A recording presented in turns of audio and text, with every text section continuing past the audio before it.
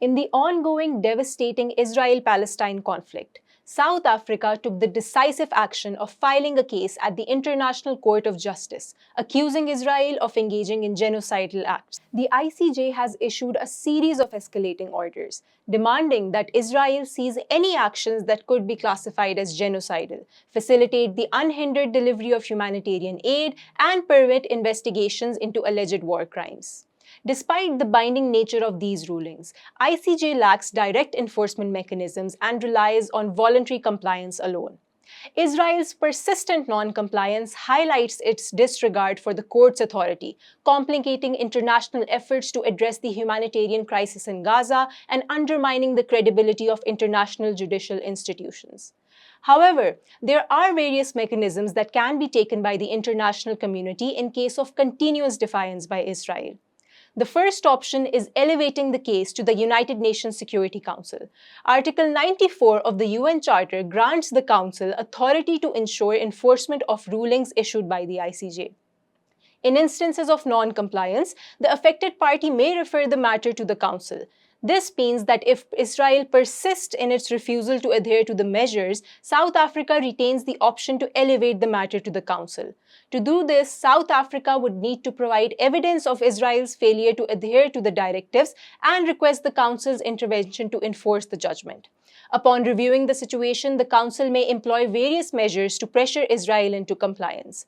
These measures may include issuing formal recommendations which urge Israel to comply with the ICJ rulings, or engaging in diplomatic dialogue or imposing economic sanctions which target Israel's commercial interest. However, it is important to acknowledge the limitations of the Council's enforcement capabilities, particularly due to the veto power held by its 5 permanent members, with historical indications suggesting that the US would be inclined to exercise this power to block any resolutions. Additionally, the international community can also invoke universal jurisdiction, according to which every state is obligated to prosecute and punish perpetrators of war crimes, crimes against humanity, genocide, and torture, irrespective of the jurisdiction, territory, and citizenship. Shifting the focus towards framing the case as crimes against humanity rather than genocide can also enhance accountability. Notably, establishing crimes against humanity involves a more comprehensive and systematic approach, as articulated in Article 7 of the Rome Statute, which requires demonstrating a physical, contextual, and mental element. Consequently, numerous countries could bring cases against Israeli military personnel for committing crimes against humanity. Engaging in an open dialogue through the Organization of Islamic Cooperation could also play a constructive role in addressing the ongoing situation.